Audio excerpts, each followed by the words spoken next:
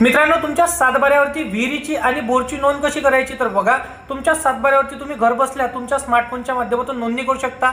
अगदी 5 ते 6 मिनिटं तुम्हाला लागणार आहे। बघा, आता डिजिटल जमाना झाला आहे, तर तुमच्या स्मार्टफोनच्या माध्यमातून तुम्ही करू शकता।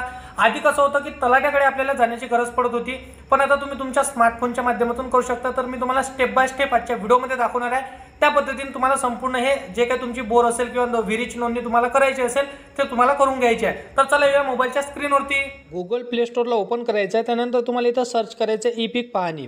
बघा, हे सर्च केल्यानंतर भरपूरसे ऑप्शन तुम्हाला पाहायला मिळणार आहे, परंतु तुम्हाला ई-पीक पाहणी DCS या ॲपला तुम्हाला ओपन करायचं आहे, त्याला इन्स्टॉल करून घ्यायचं आहे।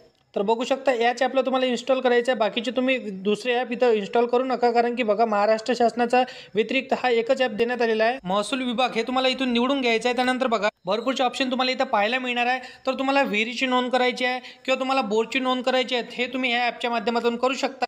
तर अशा पद्धतीने तुम्हाला संपूर्ण डाटा इथं फिलअप करून घ्यायचं, संपूर्ण माहिती तुम्हाला फिलअप करून घ्यायची आहे आणि तुम्हाला घर बसल्या तुमच्या स्मार्टफोनच्या माध्यमातून ही विहिरीची नोंदणी किंवा बोरची नोंदणी तुम्ही करू शकणार आहे। तर अशा पद्धतीची माहिती आहे। व्हिडिओ आवडला असेल तर व्हिडिओला लाईक करा, तुमच्या मित्रमैत्रिणींना व्हिडिओ नक्की शेअर करा आणि असेच कामाचे व्हिडिओ जर का डेली पाहायचे असेल तर या चॅनलला सबस्क्राईब करून साईडला दिलेल्या बेल नोटिफिकेशनला नक्की प्रेस करून ठेवा, जेणेकरून अशीच महत्त्वपूर्ण व्हिडिओची नोटिफिकेशन डेली तुम्हाला भेटत राहतील मित्रांनो। तर मित्रांनो, चला या नेक्स्ट व्हिडिओमध्ये।